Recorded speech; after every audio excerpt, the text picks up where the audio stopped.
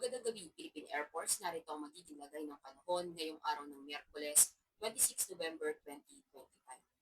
Sa kasalukuyan, meron pa rin po tayong binabantayang bagyo na nasa loob ng ating Philippine Area of Responsibility na kaninang alas 4 ng hapon, itong si Severe Tropical Storm Verbena ay huling namataan sa layong 230 km northeast ng Pag-asa Island, Kalayaan, Palawan, na may lakas po ng hangin na umaabot sa 95 km per hour mula sa sentro at may pagbugso ng 115 km per hour. Kumikilos po ito pa westward sa bilis na 15 km per hour.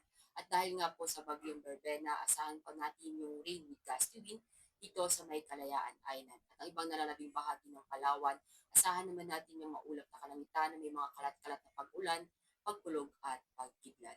At yung shear line naman na nakakaapekto dito sa may eastern section ng northern and central Luzon na nagdadala din ng mga maulap na kalangitan na may mga kalat-kalat na pag-ulan, pagkulog at pagkidlat dito sa may Cordillera at Sib Region, sa may Cagayan, sa Isabela, sa Quirino, sa Nueva Vizcaya, Nueva Ecija at Aurora.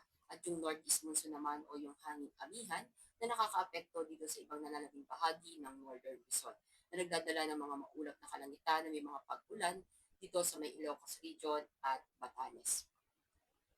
At para naman sa magiging track nitong si Severe Tropical Storm Verbena, ito nga po inaasahan ng lalabas ng ating Philippine Area of Responsibility bukas ng madaling araw. At habang ito ay papalayo ng ating bansa, ito po kikilos ng mabagal patungo po dito sa central portion ng Vietnam. At nakataas pa rin po ang tropical cyclone wind signal number 1 dito po sa may Kalayaan Island. At para naman sa magiging lagay ng panahon para bukas, asahan pa rin po natin dito sa may Kalayaan Island yung rain with gusty wind at ibang nalalabing bahagi naman ng Palawan ang maulap na kalangitan na may mga kalat-kalat na pag-ulan, pagkulog at pagkidlat. At dito pa rin po sa may Cordillera, Sib Region, sa may Cagayan, sa Isabela, sa Trino, sa Aurora, asahan pa rin natin yung maulap na kalangitan na may mga kalat-kalat na pag-ulan, pagkulog at pagkidlat. At dito naman sa Ilocos Region at Batanes, asahan pa rin natin yung maulap na kalangitan, diyan na may mga pag-ulan. At sa Metro Manila at ibang nalalabing bahagi naman ng Luzon, gayon na rin dito sa may Visayas at Mindanao, asahan natin yung bahagyang maulap hanggang maulap na kalangitan na may mga pulong-pulong pag-ulan, pagkulog at pagkidlat. At para naman sa magiging lagay ng panahon sa mga susunod na araw dito sa may Metro Manila, sa may Cavite, sa Angeles, at sa Lipa, asahan natin sa Biyernes hanggang Linggo ang bahagyang maulap hanggang maulap na kalangitan na may mga pulong-pulong pag-ulan, pagkulog at pagkidlat. At sa Puerto Princesa, asahan natin sa Biyernes at Sabado ang maulap na kalangitan na may mga kalat-kalat na pag-ulan, pagkulog at pagkidlat. At pagsapit ng Linggo, asahan natin ang bahagyang maulap hanggang maulap na kalangitan na may mga pulong-pulong pag-ulan, pagkulog at pagkidlat.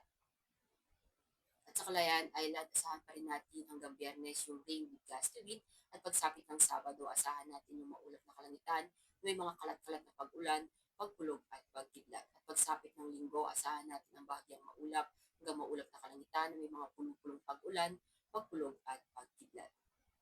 At sa Lapu-Lapu, sa Davao, at sa Buanga, asahan natin sa Biyernes hanggang Linggo ang bahagyang maulap hanggang maulap na kalangitan na may mga pulong-pulong pag-ulan, pagkulog at pagkidlat. Ang araw ay lulubog ng 17:24 at sisikat bukas ng 06:07. Para sa ating moon illumination, meron tayong 32% increasing.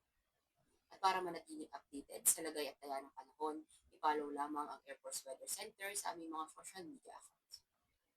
At yan lamang po ang latest update natin sa weather sa ngalan ng aming commanding officer na si Colonel Alvin John Hugador Pop GSC. Ako si Sergeant Ashley F. Timokalangan, Philippine Air Force, weather forecaster ng Air Force Weather Center. Muli, magandang gabi, Philippine Air Force.